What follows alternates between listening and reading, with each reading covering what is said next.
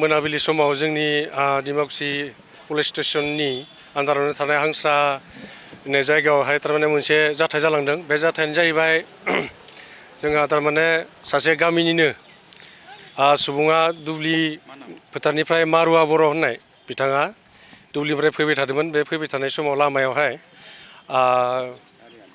गंसे पालसार बाइकआ बिथाङा जाहैबाय सुक्लायिनी होनना खोनादों, माबा कृष्ण मा होनदोंमोनथाय बेखौ टाइटेलखौ आं एसेबां मोजां मिथियासै। बिथाङा थारमाने उनथिंनिफ्राय सौनानै बिथांखौ माने इन्जुर खालामनायनि उनाव बिथांखौ जोङो देहा फाहामसालि डिमाकुसियावसिम लाना फैनाय जायो। बिनि उनावहाय बेयाव जायैखायलाय जों गुवाहाटीसिम रेफार खालामहरनाय जायो आरो। ओमफ्राय बेयाव लांनायाव बिथाङा बर्तमान गुवाहाटीयावनो जिउआ गोमायो।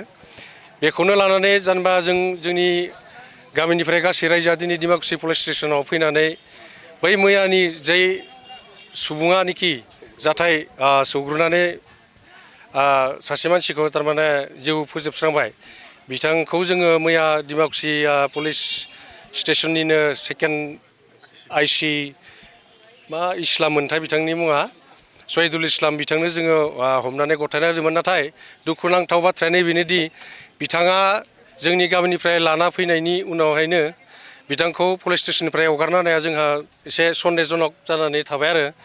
बेफोरबायदिथ' जाथावा, नाथाय बेयो जोंनि पुलिस प्रसासननि एसे दुरबलताखौ देखायनाय जाहैबाय होननानै जों सानना लादों। जेब्ला बेखौ माने नोंथांमोना कालसारखौ बेयाव माने गथायना होदोंमोन, अब्ला बै समाव पेसेन्टआ माबायदि? पेसेन्टआथ' सिरियासमोन, बिथाङा माथो होनो हाला, ओमफ्राय खर'आथ' गिग्रेबनायमोन, ओमफ्राय आखाइ फारसेया बिथिं पुरा गुग्रुबनाय।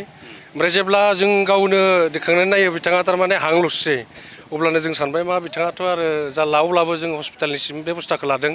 गामिनिनो गंसे गारिखौ लानानै डिमाकुसि देहा फाहामसालिसिम लाबोबाय। बेयाव जाया होननायखाय जों हरदोंमोन, अब्लाबो नाथाय बिथाङा दिनै जोंनि गेजेराव गैला। दा जों न'खर आरो गामि जानानै मा नागिरो? न'खर आरो जोङो गामि जानानै बेखौनो बिथांमोननि न'खराव जिहेतुनिखि सोलिनो हानाय बेब'स्थानि बिथांमोना जेबोआनो गैखाया। अत्याधुनिक थारमाने बायब्रब जायब्रबसोमोन।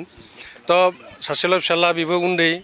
ओंखायनो जों सानदोंमोन मा बिथां एक्सिडेन्ट खालायग्रा आरो जोंनि रायजोजों रायज्लायनानै जेनेबा जोङो बिथांमोननि न'खरनि थाखाय एसे अनसुंथाइ होनायनि बेब'स्थाखौ जों लानो सानदोंमोन। नाथाय दिनै बिथां माने पुलिस स्टेसनाव जिहेतु दायनिगिरियानो गैयाबा जों बेखौहाय माखासे गोबाव जोङो डिमाकुसि पुलिस स्टेसनाव रायज्लायनानै आइसिजों बा CI सारजों रायज्लायनानै बिथांमोनहा बुंबाय मा जोंखौ ओरैथोरै पुलिस क्लेम खालायनायनि उनाव गाबोन समफोर जयै रायज्लायनानै मोनसे स्टेपखौ लानो थाखाय जोंखौ खावलायदों।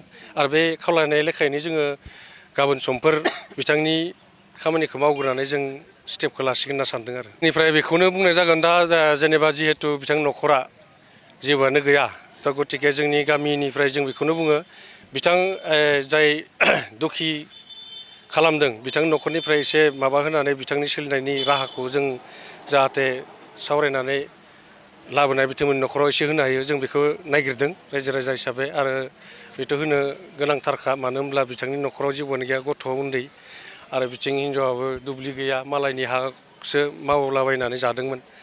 ओंखायनो जों गासैबो रायजोआ सानदों आरो गाबोन समफोरहाय सावरायनानै बिथांमोनजों माबा मोनसे राहा खालामनो हायो नामा, बेखौ जों साननानै लादों आरो।